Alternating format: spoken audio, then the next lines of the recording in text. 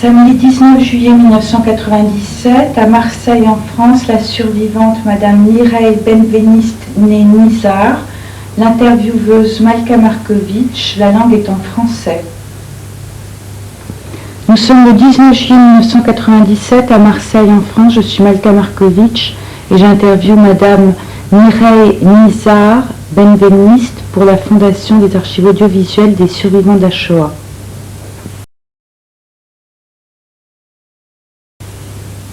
Je m'appelle Mireille Benveniste, née Nizar.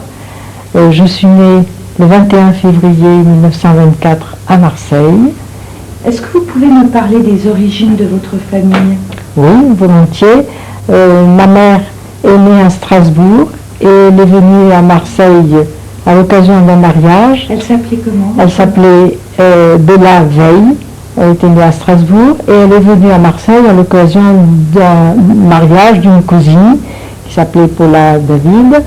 Et elle a rencontré mon père à ce mariage et ils se sont mariés en 1913.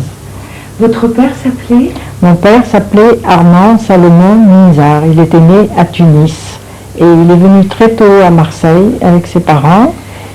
Et vous savez pour quelle raison il est venu à Marseille? Je crois que la vie était difficile en Tunisie et il avait un oncle qui était déjà venu à Marseille et qui l'a fait venir. Un oncle qui s'appelait Monsieur Bensussan et qui l'a fait venir à Marseille. Voilà. Et il a commencé comme portefeuille sur les quais. Il a commencé par le bas de l'échelle, disons. Voilà. Et ensuite? Alors ensuite, il a créé sa propre affaire avec son frère d'une maison d'importation et de produits coloniaux, ce qui était assez courant à Marseille, puisque Marseille était la porte de l'Orient, on l'appelait la porte de l'Orient à l'époque, et on importait toutes les denrées coloniales, le sucre, le café, les épices, etc. Lorsque votre mère est venue à Marseille, donc aux alentours de 1913, elle venait d'une ville qui était sous occupation allemande à cette époque. Et elle parlait très bien le français parce que sous l'occupation allemande, pour pouvoir apprendre le français, il fallait aller chez les religieux. Et maman, pourtant juive et de famille juive, était allée chez les religieuses apprendre le français. Et son départ à Marseille a causé quelques émotions chez ses parents parce que Marseille avait déjà malheureusement une mauvaise réputation de traite des Blanches et c'est un peu à regret qu'ils l'ont laissé partir à Marseille. Et maman y a vécu donc jusqu'à sa mort. Voilà. Jusqu'à sa mort en 1958. Comment s'est organisée la vie de vos parents à Marseille, 1913, 1914, les années qui ont précédé votre naissance? Alors là, je ne sais pas trop. Je sais que quand ils se sont mariés, ils ont voulu, dès le départ, avoir une famille nombreuse. Et à cette occasion, mon père avait acheté une maison entière au boulevard Notre-Dame, au 46 boulevard Notre-Dame. Et c'est là que nous y avons vécu. Et mes parents nous ont donné moi je me souviens de l'aisance et mes parents étaient aisés, ils avaient des domestiques et quand je suis née, il paraît que j'avais une mère suédoise même. Et vous aviez d'autres frères, vous aviez des frères et sœurs? Oui, moi je suis la 6e de la famille, j'avais donc, j'ai beaucoup de souvenirs d'enfance, de souvenirs heureux. Parce que nous étions dans cette grande maison. Au rez-de-chaussée, il y avait une grande salle qu'on appelait la véranda, où il y avait un ping-pong. Le jardin était tout petit, mais mon père y avait fait installer des agrès pour nous faire de la gymnastique, parce qu'il était un adepte de la gymnastique. Et il nous faisait prendre des leçons de piano, des leçons de... Pas moi, parce que je n'aimais pas, mais mes sœurs aînées faisaient de la diction, et du théâtre, un petit peu de théâtre. Et de la danse rythmique également. Quels étaient le nom de vos frères et sœurs? Alors, mon frère aîné c'était André, ensuite venait Suzanne, ensuite Blanche, dite Blanchette, ensuite Maurice, Marthe, dite Martoul, Mireille, c'est moi, ensuite 3 garçons, Gilbert, Robert et Henri. Donc quelle était l'atmosphère Alors l'atmosphère était très vivante, évidemment. Mon père assez sévère quand même pour la tenue à table, la tenue au moment du Shabbat, du vendredi soir, où nous étions tous impeccables autour de la table. On écoutait la prière, le kiddush du vendredi soir. Et ensuite, à tour de rôle, on embrassait nos parents et on se souhaitait bonne semaine. Voilà. Alors cette vie a continué. Moi, j'ai des souvenirs heureux. À 10 ans, on m'a fait rentrer dans les éclaireurs et éclaireuses israélites. Pour moi, ça a été une révélation parce que je ne sortais pas beaucoup. Et là, j'ai découvert avec émerveillement les calanques, les banlieues vertes de Marseille, autour de Marseille. Et j'ai beaucoup aimé le scoutisme parce que ça m'a apporté beaucoup de joie. Qui étaient les autres enfants juifs qui allaient aux éclaireurs israélites? Eh bien, c'était les enfants, disons, de la bourgeoisie, des enfants qui allaient au lycée, des enfants qu'on rencontrait à la synagogue.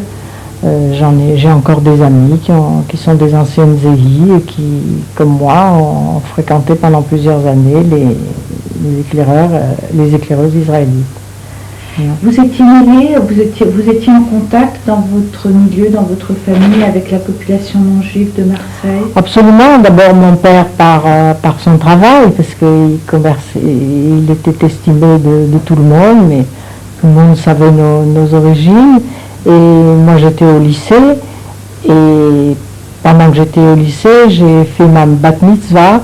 Et je me souviens, parce qu'à l'époque, on s'habillait en blanc, un peu comme les communiantes catholiques. J'étais allée voir la directrice, j'étais allée lui porter des dragées, enfin comme c'était l'usage à l'époque. Et j'avais une très très bonne amie que j'ai encore gardée, qui s'appelle Christiane, et j'ai beaucoup d'amis catholiques chacun savait ce qu'il était, mais on gardait le respect de chacun. On restait ce qu'on était, quoi. Est-ce que vous étiez en contact avec les autres communautés juives qui vivaient du côté du quartier de l'Opéra, ou les juifs originaires du Levant qui habitaient à Marseille à cette époque-là? Oui, parce que mon père faisait partie d'associations qui s'occupaient. Mon père a été le premier président du KKL à Marseille. Donc il avait contact un peu avec les gens de toute la communauté juive, parce que maman s'occupait de ramasser l'argent des troncs, je ne sais pas si vous vous rappelez, ces petites boîtes bleues et blanches. Donc ils avaient accès à tout le milieu, et papa n'était pas du tout sectaire. On avait, du fait que maman était alsacienne, on avait soit des amis d'origine d'Alsace, même d'origine de Pologne, d'origine de Salonique. Mon père, j'ai jamais vu ni entendu faire une différence. Il y avait des juifs, à un point, c'était tout.